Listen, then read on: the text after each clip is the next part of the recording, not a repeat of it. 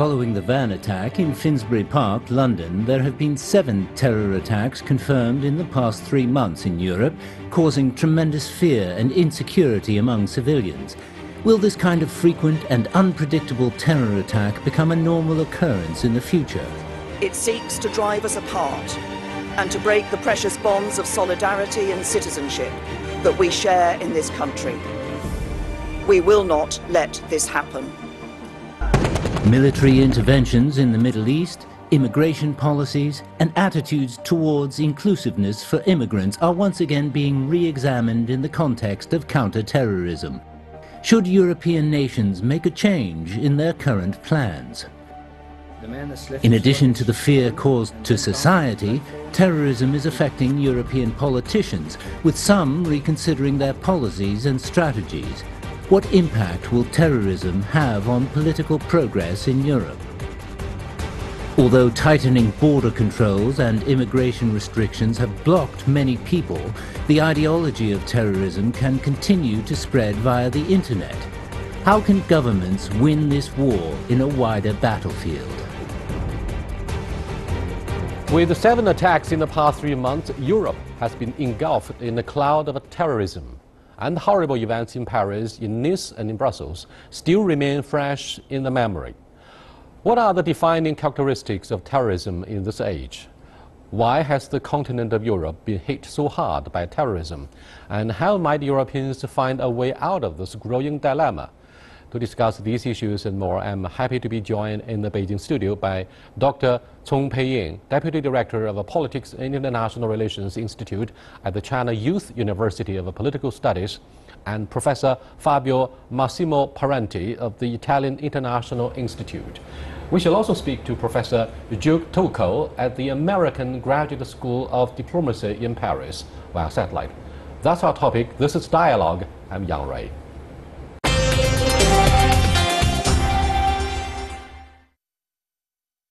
Welcome to Dialogue, gentlemen. The sirens of police cars and ambulances have been ringing out regularly for the past 3 months in Europe with the terrorist attacks, particularly in continental Europe. Now, these incidents are becoming more common. Is it inevitable that these terrorist attacks will become a common practice for Europeans? If Europeans will not decide to be European, it means to be more autonomous from other influences. Yes, this will become a normal environment in our countries because of prevalently our political weaknesses that are related also to economic decline require a stronger political answer. Are you surprised, as a Chinese observer, that such hate crimes, quote-unquote, have occurred so frequently in Europe, which is far from us geologically, but in terms of the ideological spillover, I'm afraid China is not in isolation. Am I correct? Yeah, I think so. I'm not optimistic about the European countries' security situation, because I think we should know the roots of the violence, and we should know the motivation of the terrorist attackers. What is the idea? What the idea of the motivation? And we should know these questions. Maybe as a Chinese, maybe we can know the answer to the anti-terrorism. I think maybe to European countries, the most important thing is that we should clarify these facts. Is that the European countries have encountered a problem. That's the problem. Is that these countries have their citizens are different groups. For example, different religions, different races, and different cultures, but they can't think they are the same, and that is the one idea. And the second is that the ideological in Europe has divided into very opposite two one. The first is that the European countries populist extremely far-right ideas. The second is the Islamic political violence ideas. These are the very two opposite ones. So these two schools of radical ideologies have been put under head-on collision. They are in collision course somehow in continental Europe and in the United Kingdom as well. Let me turn to Mr. Juve Tokol for his comments on whether this is a regional issue or increasingly becoming a global terrorist threat for the well-being of our mankind. Hello, Mr. Tokol. Do you believe terrorist attacks is just a regional issue, or is it fast becoming a global phenomenon, a global challenge? It is a global challenge, whether it hits European soil or North American soil or African soil, punctually is one thing, and this is often the kind of impression we have as we follow what's happening on the press level or the chronics. But the problem, by its nature, by its operational modalities, and by the analysis which points at the roots and the reasons and the reasonings of all that, actually tend to indicate that we are speaking about a global problem of planetary dimensions. And whatever may be happening in Europe in a very intensive way, say over the last 2 years or so, might hurt Asia or Africa or North America a bit later or a bit earlier. We are speaking about an overall world problem. In Europe, I don't think there is the Second Amendment to protect the ownership of firearms like in the United States, and yet terrorist attacks are able to find their ways to cause massive damage and generate panic among the general public. What do you think of the characteristics that define the terrorist attacks in Europe? The characteristics are becoming, there is a huge variety. The allegation and linkages with ISIS are still allegation in most of the cases. Proof and evidences are very poor, and very often debate and final conclusion are expressed without waiting the conclusion of deep investigation. So, as our colleague from France, from Paris, was rightly saying, and also Professor Kong, we have to go to the root of the problem, and the root of the problem is European countries' foreign policies. Without modifying foreign policies in Middle East, in North Africa, within the US and NATO-led coalitions, will never start to rebuild our future. Let me say just other two words. Ukraine and Syria are places, are countries where European integrity, European Union can be rethought. If European countries and leaders are not able to handle the critical situation, the war theater in Syria, and from my point of view, illegitimate government in Ukraine that was violently overthrown by a bunch of external influences supporting, recognizing far-right parties such as Svoboda or Fatherlands and so on. European leaders are weak and are showing their weaknesses in Syria and in Ukraine. Rebuilding Europe starts from these two places from my point of view. I'm afraid Fabio is alluding to the haunting specter of asymmetrical and unconventional threats, particularly about the future of European Union if they failed to build consensus on some of the critical issues. Now, is it true that in the wake of the Cold War, unconventional threats, asymmetrical warfare would fast become a common challenge for the rest of the world other than in Syria, the Middle East at large, or in eastern Ukraine? I think the unconventional threat is just like as our French friend said, that is a global issues. It is not just to the European countries, but for all over the world.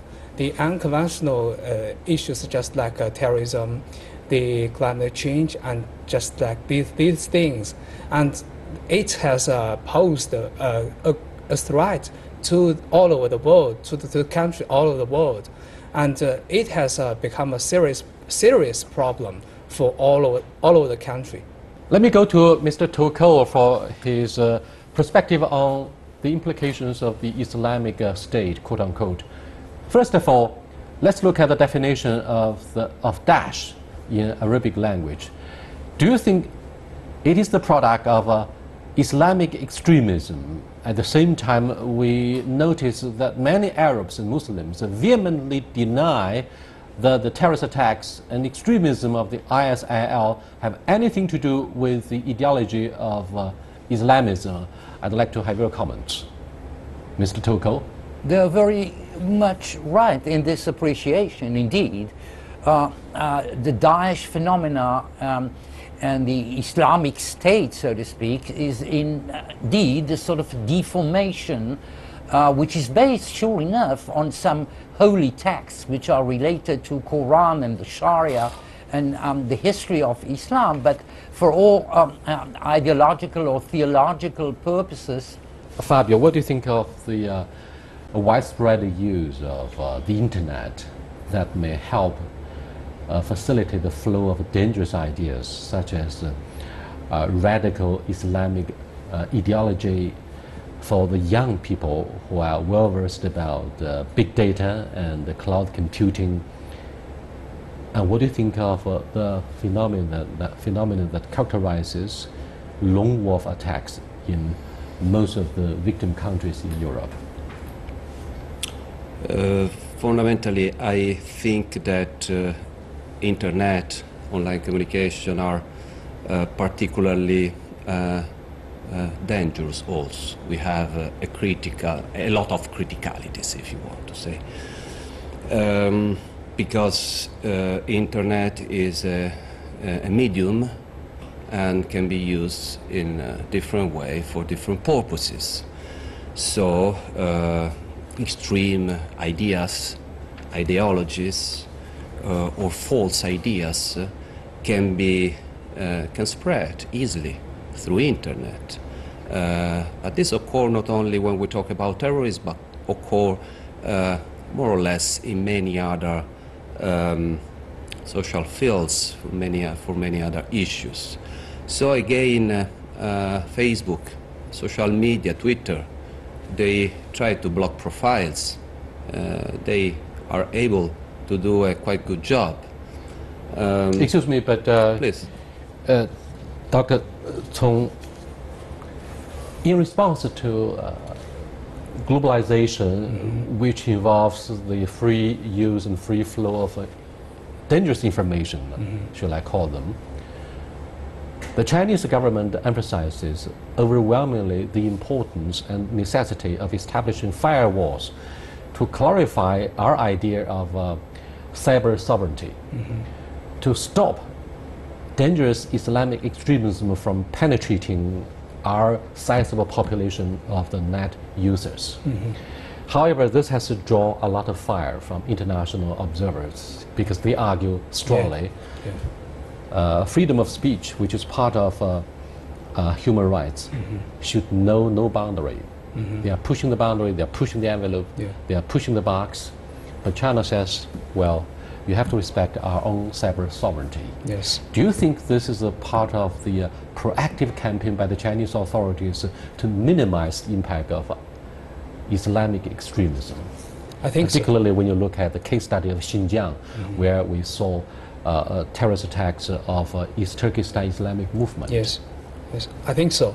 It's a good way to wipe out the dangerous information of extremist Islamic ideas, and as we know, just it is in the world view that it is a dilemma for the people from all over the world that in the internet, there is if it is free for all the people to take all the information in the internet, then it will have some dangerous information.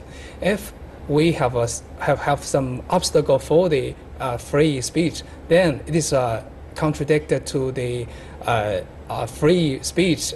It's just a dilemma. But if we want our security, I think it is good for us to have some proper obstacle. Yeah. Thank you so much. You are watching Dialogue with Fabio, Dr. Cong, and Mr. Toko. We are discussing why terrorism is fast becoming a global challenge for the whole world, and what can be done to minimize the negative impact of such extreme ideologies coming from both the Islamic world and from the far-right whites in Europe and in the other side of the Atlantic Ocean, the United States. We'll be back in a short while. Stay with us, please. Welcome back. Let me go to Mr. Toko. Hello. Mr. Toko, very quickly, what do you think of the necessity that individual privacy and their rights would have to be compromised due to the growing awareness about national security, which is being endangered by the spread of Islamic extremism and the ideas of the far-right movement in continental Europe? Unfortunately, this is part of European reality right now. In a different way, in different countries, this very shaky and fragile balance, equilibrium between what should be accepted in terms of individual and collective liberties and what should be accepted because some level of repression and surveillance should be done, whatever the definition of democracy and individual rights may be, and those definitions are geometrically very different. Dr. Cong, Charlie Hebdo, a satirical magazine, came under terrorist attacks, and the crime perpetrators turned out to be Muslim extremists. Mm-hmm. They complained that the use of satirical cartoons in the publication has seriously violated their worship and respect for Prophet Muhammad, and therefore they turned to the use of violence. Now, this event has passed. It took place a few years ago. What do you think of the impact? I think the impact is very serious because the French media safeguarded their freedom of speech. They continued to publish what they believe is correct, and they say this is a God-given right. I think that is the view of media. But from the religious point, if it's the conflict, it's a conflict to the religious leader. I think these are very bad things, and so we can't say that You're suggesting that religious leaders, religious feelings must be respected absolutely, and groups at the opposite side across the aisle must respect each other, otherwise there will be clashes. Do you call this clashes of civilization in line with the advocacy of and discourse of Professor Samuel Huntington? Yes,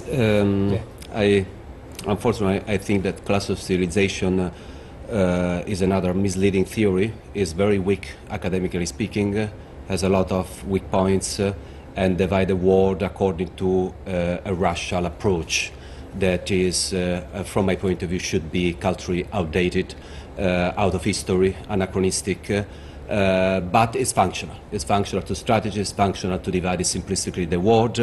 And again, let me see only that freedom of speech is too much ideologically used because many Western citizens do not get access to fundamental information to understand the root of terrorism. Mm-hmm. First of all, that we are in direct support of ISIS group historically since the end of 70s, from the foundation of Al-Qaeda.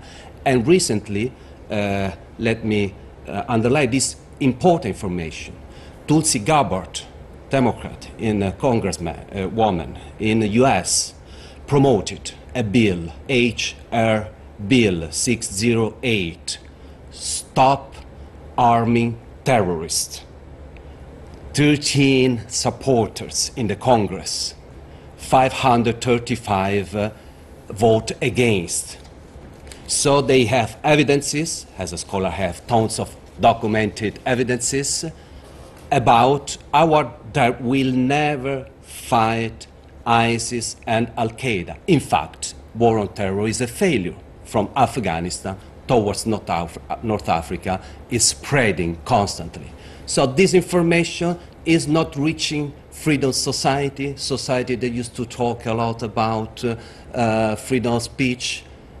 Again, unfortunately, we have to go to the material characteristic of power relation and see when freedom is allowed or not. From the China's point of view, according to my vision, national security issues, everything is more transparent. Firewall for specific reason, proof and through evidences, not only against terrorists, but against spying activities from Western countries. Dr. Chong, European research on far-right movements in Britain looked at people interacting with 162 British-based Facebook pages that show support for far-right ideologies. These included the Facebook pages of political parties, protest movements, and news sources.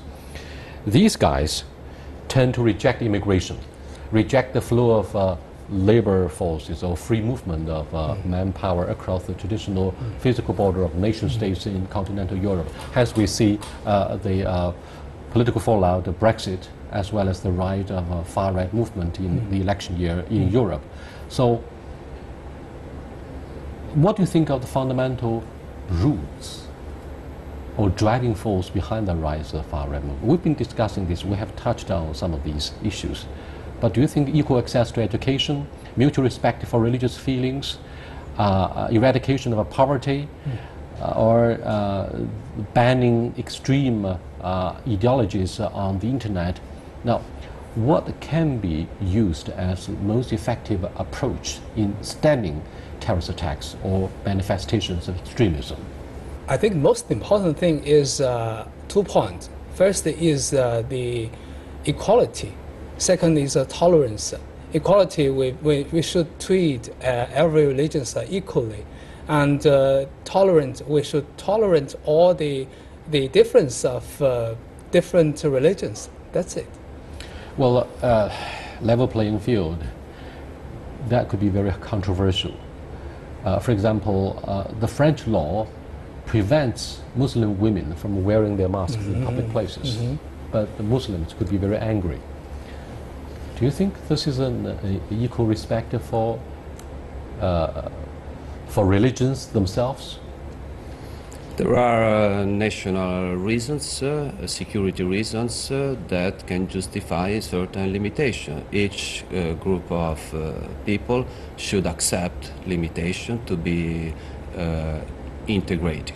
Equality in a general way cannot be considered. We have to be attached. In this case, I don't think it's a huge violation of principles and freedom of religion. It is just an adaptation to local and national norms.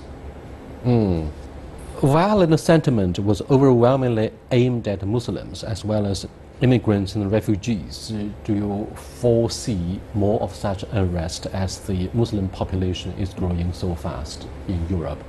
And at the same time, senior politicians in some of the major European countries, such as Angela Merkel, Jacques Chirac, as well as former British Prime Minister David Cameron, all claimed that multiculturalism has failed in Europe.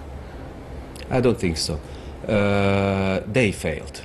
Cameron, these politicians have failed. These politicians, these Therefore mainstream parties. But this is not my opinion. Just look. If we look also therefore, we saw the rebellious spirit of Emmanuel Macron, who didn't have his own political party, but he not only won the election, but also parliamentary elections. There is a nationalistic center that is growing. This is a symptom of European weaknesses. When you are afraid, you close in your home.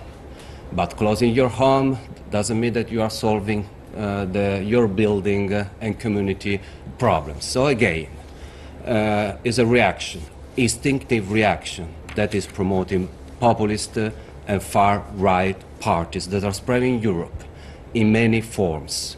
And this is again something that is useful for US geopolitical influence that is able to work better with a disintegrated Europe instead of a strong Europe. This is not my opinion again, are Robert Kaplan words. A US and European strong poles cannot coexist because a stronger Europe will become a US competitor. This is 2005 from The Nation, for example, but there are many other statements in this sense. So again, disintegrating Europe in the case of, with the movement, NGOs, CAA, NATO presence in Ukraine. Disintegrating countries, weakening national governments, supporting populist movements, and this is what is happening. Spreading fear in order to justify police state, more control, militarization of our society. All of this is just to distract the attention from one, or better, two main data that are the following. Collapse in consensus towards European Union. From 90s until now, 25 from 65 to 35. The citizenship in Europe consensus towards European Union. So a collapse in legitimacy. At national level, the collapse is deeper, from 70% to 25%. It means that people do not trust their ruling class. Ruling class will become stronger because of they are apparently stronger. They are. Is it necessary for China to strengthen collaboration with the European partners in fighting terrorism? Looking at the history, we understand that China respected the 22-member Arab League. We respect Islamic religious feelings. We are very careful in dealing with the Arabs and the Muslims. Mm-hmm. Does it mean that China refuses to get involved deeply in the US-led counter-terror campaign? I think that China should be more assertive, but with Chinese characteristic, not with US characteristic, or European, maybe worse, the French or UK and so on. My idea is that China should be even more clear in the alliance with Russia, and this is happening at a certain extent. Protecting, as it's doing, but more consistently is needed, Syria. Taking Syria as an example, our partnership with the Russians in Syria may cause a strong protest from the United States because it remains a big issue of uncertainty as to who are the terrorists. The Syrian Democratic Forces are supported by US-led coalition forces, whilst the Assad regime is protected by and supported by Russians. If we join the Russians, we antagonize or run the risk of antagonizing the American-led Syrian Democratic Forces. Hence, the messy situation there would add to more uncertainty in the volatile region of the Middle East. With that, we come to the end of this open discussion. We'll leave more questions open for more discussions and brainstorming as to the definition of terrorism and the Chinese approach to find a solution. I'll see you next time. Until then, goodbye.